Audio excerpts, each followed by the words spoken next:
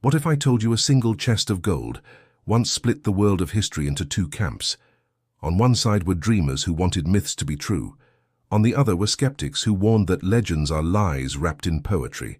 This battle wasn't fought with swords, but with headlines, lawsuits, and bitter academic rivalries. And it all began when a businessman dug into a hill and claimed he had found the treasure of a king from legend. You've heard of wars fought for land, but this was a war fought for the truth, and it is still not over. Before we dive in, a quick favor. If you love stories where myths collide with real evidence, hit the like button and subscribe. This channel is where legends are put to the test. Now tell me in the comments, if you discovered a chest of ancient gold tomorrow, would you hide it, display it, or sell it? I want to know. Let's set the stage. The myth in question is one of the most famous ever told. A prince stole a queen. 1,000 ships launched in revenge. Heroes like Achilles and Hector fought until the walls of Troy fell. It is the tale of the Trojan War, sung by Homer, whispered by poets, and taught to schoolchildren for centuries. But for much of history, scholars treated it as a story, not a record. No one expected to find Troy on a map, much less treasure in the dirt. Enter Heinrich Schliemann. He was not a scholar. He was not trained in archaeology. He was a wealthy businessman with an obsession for Homer. In the 1870s, he traveled to northwest Turkey, convinced that the hill of Hisarlik held the ruins of Troy, and he was determined to prove it. Schliemann began digging with teams of workers. He was impatient.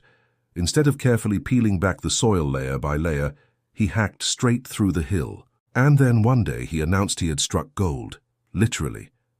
What he claimed to have uncovered was a dazzling hoard of jewelry, weapons, and golden cups.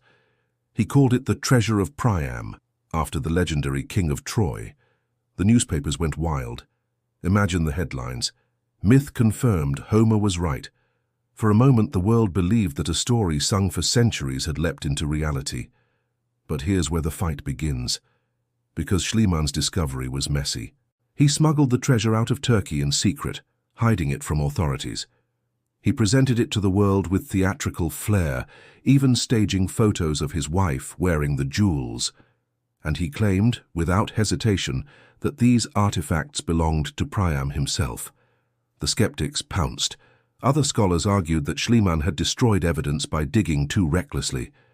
They pointed out that the treasure likely came from a much earlier layer of the city, centuries before the Trojan War would have taken place. If true, the so-called treasure of Priam could not belong to Priam at all. So here we have the spark. On one side, treasure dazzling enough to make Homer's verses feel like history. On the other, the charge that the discoverer had blurred fact and fantasy to build himself into a legend. The fight only grew nastier. Turkish authorities accused Schliemann of theft. German museums displayed the treasure as if it were proof of Troy, fueling nationalist pride. Later, during World War II, parts of the treasure vanished, stolen again, this time by soldiers. To this day, pieces of it remain in contested collections, hidden away or displayed under heavy guard. The treasure sparked not just one fight, but generations of political and cultural battles. Now pause for a moment. Imagine you're standing at the edge of that trench in the 1870s. You see glittering gold pulled from the soil. Do you cheer, believing Homer was right? Or do you frown, knowing that sloppy digging can tell lies as easily as truths? That tension is what makes this story so powerful. But here's the twist. Even though Schliemann may have misdated the treasure, his reckless digging still led scholars to the right place. Later, archaeologists returned to Hisarlik with more careful tools. They discovered that the hill contained multiple layers of cities built one on top of another. Among them was a settlement that ended in fire and destruction around 1200 BCE.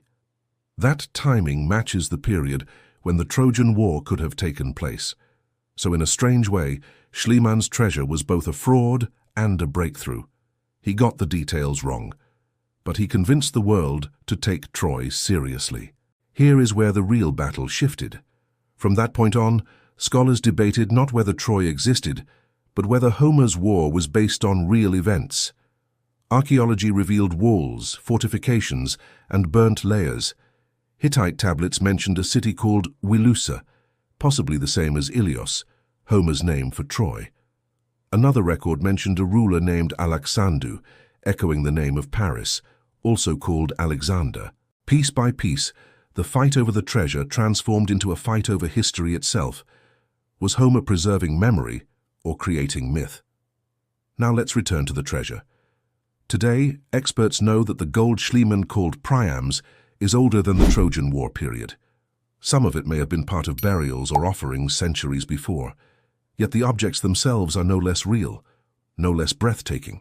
They tell us of a wealthy city connected to trade networks across the Mediterranean, a city worth fighting for. This is the core of the historical fight.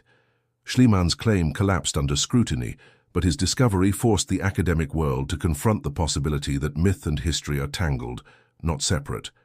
Some scholars still insist the Trojan War was mostly fiction. Others see in the ruins of Troy 7 a burned city that fits too well to be coincidence. The treasure continues to fuel debates about who owns the past. Should it rest in Turkey, where it was found? Should it remain in Germany, where Schliemann deposited it? Should Russia return the pieces taken in wartime? Every argument circles back to that moment when a showman shouted to the world that he had proved Homer true. Think about it. One chest of gold dragged from the earth ignited a fight that stretched from archaeologists to politicians, from museums to soldiers, from the dusty ruins of Hisarlik to the glass cases of Berlin and Moscow. That is why this is not just a story about treasure. It is a story about how myths shape nations and how truth is never simple. So was the treasure of Priam real? Yes. Was it Priam's? No. Did it prove Homer's story? Not exactly. But did it change history? Absolutely. Here's the lesson. Sometimes the artifacts themselves are less powerful than the stories people tell about them. Schliemann wanted to turn Homer into history, and in chasing that dream, he blurred lines that scholars are still redrawing today. And here is why this matters to you. Every time you hear a myth, ask yourself, what treasure lies buried in it? Is it pure fantasy, or is there a shard of history hidden beneath the exaggeration? The only way to know is to keep digging carefully this time. So the next time someone tells you myths are just stories, remember the treasure that started a historical fight. A fight still raging in books, museums, and classrooms. A fight over whether we can ever truly separate legend from truth. And that fight, my friends, is one worth watching.